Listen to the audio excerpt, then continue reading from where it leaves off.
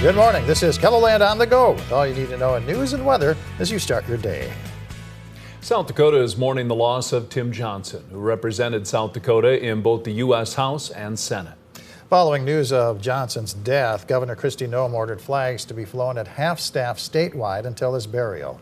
In a statement, Noem said she appreciated that Johnson's heart was for the people of South Dakota and called him a true servant. You can find reaction and statements from other South Dakota leaders right here on KELOLAND.com. Johnson died from complications of a stroke. His funeral will be next week on Friday, October 18th. It'll be held at 10:30 a.m. at Our Savior's Lutheran Church in Sioux Falls. KELOLAND News will have live stream coverage of the service. A Sioux Falls man is in jail accused of making a terroristic threat against a Minnehaha County business. According to court documents, 26-year-old Devin Bradley made dozens of phone calls to a Humboldt bar on Monday night and threatened to shoot it up. He's also accused of telling employees to be careful leaving because he'd be waiting for them. When a deputy arrived, the calls continued. Bradley faces several charges in Minnehaha County. He was also wanted for allegedly violating a protection order and threatening to kill a McCook County deputy. 2 more state employees have been indicted on fraud-related charges involving the South Dakota Department of Revenue. South Dakota Attorney General Marty Jackley says he's working on a proposal to help prevent fraud cases in the future. I think it's time to do something about it. And that doing something about it is bringing criminal charges and proposed legislation. Both state employees will have their initial court appearance on October 28th. Now let's head over to the KELOLAND Live Doppler Storm Center for a check of this morning's weather with meteorologist Scott Munt. Good morning, Scott. Good morning, Perry. Good morning, everybody. Another warm and dry day. Mostly sunny to partly cloudy this afternoon. Temperatures will reach the 80s to near 90 degrees with light winds, except for western South Dakota. As a cold front moves through, Rapid City will have a north wind of 15 to 25. I'll have more details on your forecast coming up. Thank you, Scott. We have more information about Colleen Monfort, whose body was reportedly found in a shark after going missing while on a diving trip off the coast of Indonesia. Her friend, Bill Donovan, is still trying to wrap his head around her tragic death. So there's always that question of, what was the cause, what was the contributing fact that led to her death, and so that we don't know. But probably it was a combination of currents and a medical problem that she had.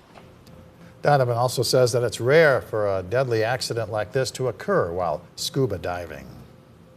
Republican Dusty Johnson of Mitchell is running to keep his seat in the U.S. House of Representatives. He's occupied South Dakota's only seat in that chamber since 2019. Election day in 2024 is a little different for him. It's the first general election in 3 cycles in which he faces a candidate from the other major party. What most people care about is that you're hardworking, that you give a damn, and that they feel like you share their values. Tuesday, we sat down with his Democratic challenger, Cheryl Johnson of Sioux Falls. Coming up on Saturday and Sunday in a special edition of Inside KELOLAND, you'll hear from both of them about the issues that have voters talking. There's going to be a big concert this weekend at the Military Heritage Alliance in Sioux Falls. It'll feature all local singers. But the best part, besides having a lot of fun, is you'll be able to help a good cause, which is Honor Flight.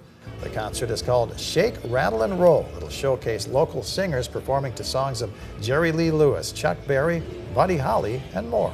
For the performers, it's a chance for them to give back. I grew up being in a patriotic family. Our dad was a World War II vet, and if you can do anything to honor the soldiers, we'll do it. The event is this Saturday. There's also a silent auction where you can bid online right now. We've attached a link to it under this story on KELOLAND.com. The KELOLAND Sports Game of the Week returns on Friday. Madison is receiving votes in its last week's Prep Media poll, and they'll host number 2 Lennox. The game is set to be played at Brian Kern Family Stadium, which is the new facility on the campus of Dakota State University. Pre-game begins at 7 o'clock Friday night with kickoff at 7:05 on KELO Extra and KELOLAND.com. Ian Sachs and Jordan DeSmit will provide play-by-play.